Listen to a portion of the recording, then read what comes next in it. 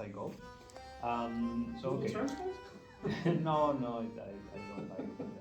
For when I can do it, it's okay. No? Okay, so my dad he became the under I think 18 champion or under 20 champion of Argentina in 1976, and he did so in San Nicolás. San Nicolás is one city in the province of Buenos Aires, and after winning this tournament, then he classified basically for the international competition. The international competition was happening in 1976 in Groningen, here in the Netherlands.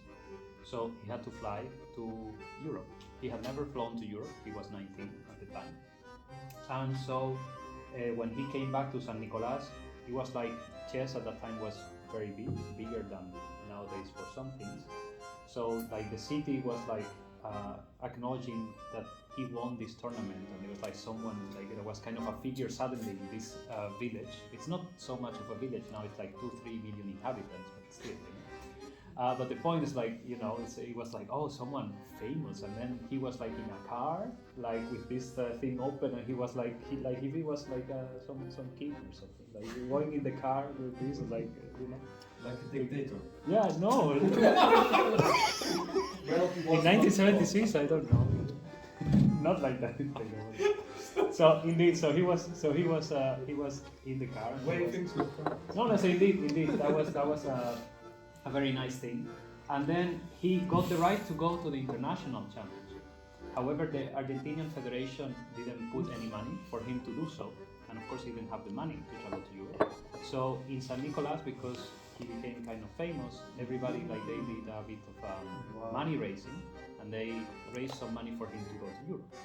So eventually he got a ticket, and this ticket was a ticket to France, to Paris, and then they gave him some money. It's like, okay, and then you get into some train and you go to the Netherlands. Now the issue is he didn't know any English, right? Or French or anything, right? So he only knew Spanish. Did they give the money to go back as well? So yeah, of course. I mean, so money. So I guess the tickets, the plane tickets to go and to come back, and then some money so that he could like go there, right?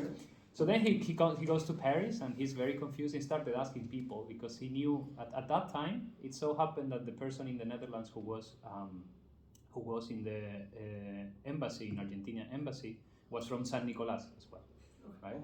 So it so happened, and because he had some people that he knew and so on in the press, then they contacted these guys like, yeah, you're invited to come to The Hague for some days.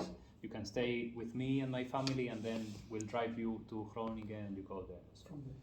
So okay, so then he arrives to Paris and he starts asking. So I want to go to The Hague, and The Hague and in Spanish is La Haya, and good luck asking people I want to go to La Haya in Spanish, and then people of course didn't understand what the fuck are you saying.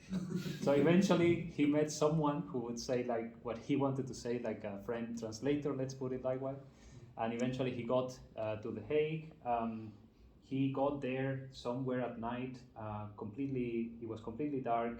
He stayed some time in a bar until they closed the bar, and he was in the middle of the streets. He had put some other pair of trousers because it was a bit cold, and this other pair of trousers couldn't close, so he like put something on top, and then it was very, very cold.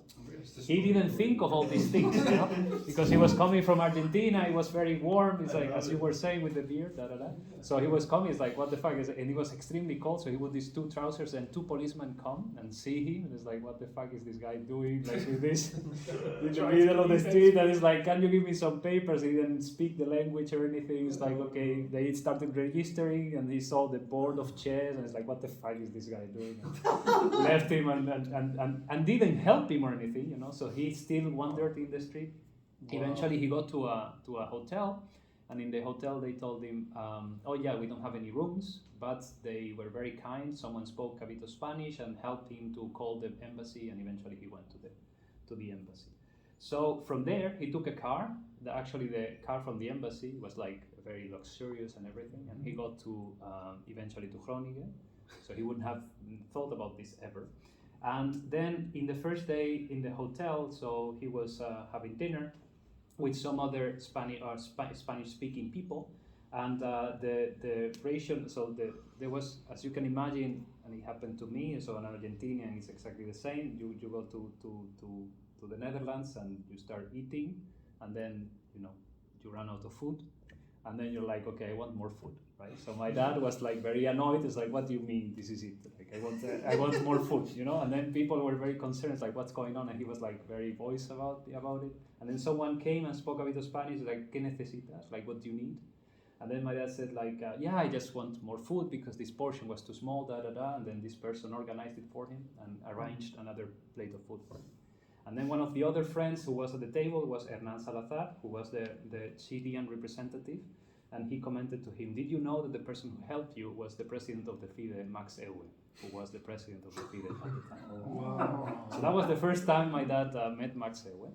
Okay. And that was the only time he talked to him.